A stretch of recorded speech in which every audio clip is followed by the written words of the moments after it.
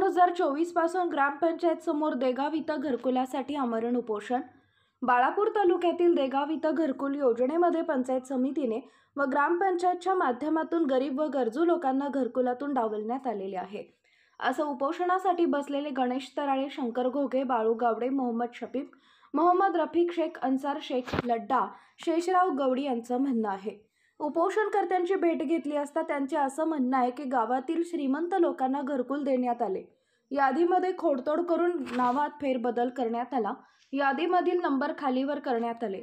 तरी ज्या अधिकारी व कर्मचाऱ्यांनी यादीमध्ये खोडतोड करून फेरफार केला त्यांच्यावर कडक कारवाई करण्यात यावी असं उपोषणकर्त्याचं म्हणणं आहे। तरी प्रशासनानं याकडे लक्ष देऊन योग्य ती कारवाई करावी व गोरगरीब जनतेला न्याय मिळवून द्यावा अशी चर्चा दबक्या आवाजामध्ये पूर्ण गावामध्ये आहे। संतोष मोरखडे, अकोला जिल्हा प्रतिनिधी।